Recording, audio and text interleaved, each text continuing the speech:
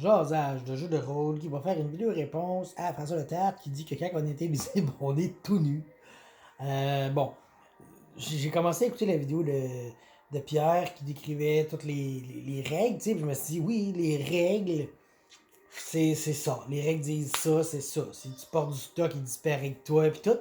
Puis François, lui, était parti dans une tangente impossible que si ton coiffeur garde des cheveux de toi, ils vont devenir invisibles. Si, puis j'aime mieux la technique vampire obfuscate. Obfuscate, tu n'es pas invisible. C'est que tu tricks tout le monde à penser que tu es invisible. C'est comme. C'est une bonne manière dans le sens que tu es là. Mais la personne va penser que tu ne l'es pas et va continuer à vaquer à ses occupations et va, à la limite, va même t'éviter parce que tu es là. Mais elle pense que tu n'es pas là, fait qu'elle va t'éviter, puis blablabla. Pis si elle s'en rend compte qu'elle a fait, voyons, c'est bien bizarre, pourquoi je l'ai évité, là, elle peut faire un jet pour essayer de comprendre que tu es invisible, tu sais. Mais sinon, tu sais, t'es pas invisible, mais tu fais juste donner l'impression, puis même si je pense que si la personne te regarde à travers une caméra ou quelque chose comme ça, tu passes devant un miroir, on va te voir dans le miroir parce que pour vrai, t'es là, tu sais. Ça, c'est une bonne manière d'invisibilité. Mais si on s'en tient à Donjon, Pathfinder, tous ces jeux-là, l'invisibilité, je comprends, François, ce que tu veux dire par t'es tout nu, tu sais, c'est ton corps qui devient invisible. Je pense que ça, ça serait drôle, tu sais. Le magicien qui casse l'invisibilité, moi, je pense qu'il est quand même conscient qu'il le fait, donc il se dit, je vais amener ce que j'ai sur moi avec moi. Ça, je trouve, c'est plausible, c'est possible, tu sais.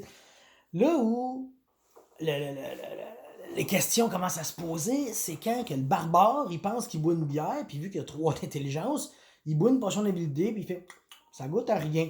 Tu sais, parce que sûrement qu'il y a une possibilité, une potion d'invisibilité, ça goûte rien. Tu sais, le goût doit être invisible.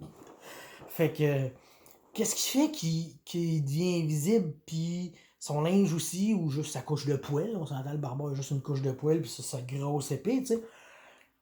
Moi, je pense que soit, c'est ça, tu peux dire c'est magique, mais je pense que la magie et le cerveau subconscient ont rapport là-dedans.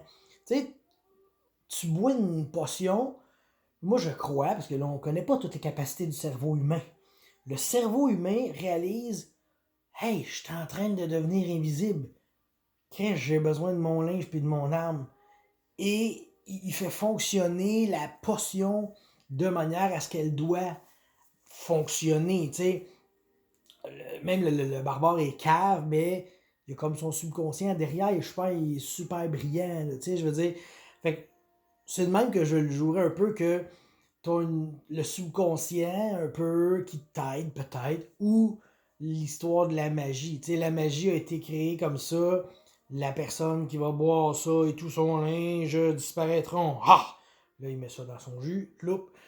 Fait que c'était fait comme ça, je crois.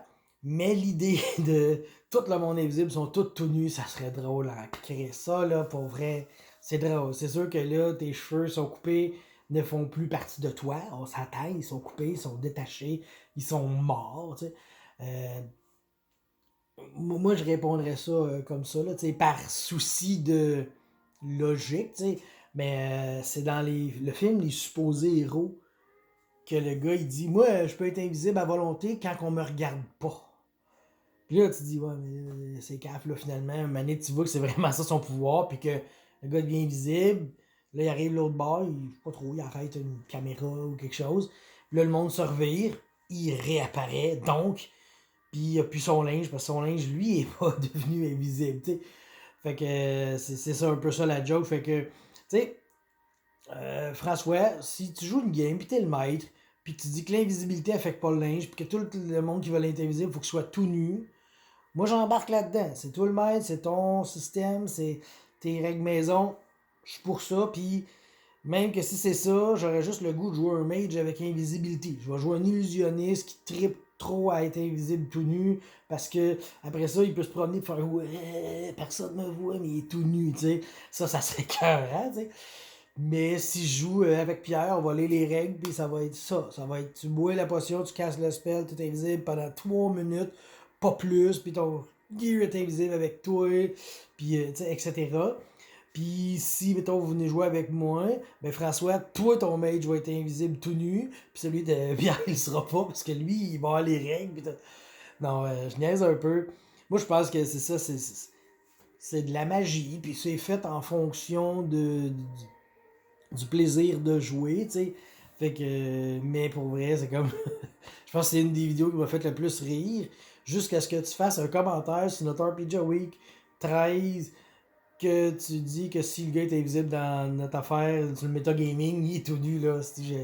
J'ai trop ri, trop ri. J'ai dit, moi, je viens faire une vidéo réponse, puis je m'éparpille en la faisant, puis là, je suis rendu n'importe où. Fait que, finalement, c'était pas vraiment une vidéo réponse, c'était plus une manière de voir les choses. Je débattais, je vous montrais vos 2 points. Vous le saviez que vous avez écouté vos vidéos. Mais si c'était de moi, ben c'est ça. Je me complique pas la vie.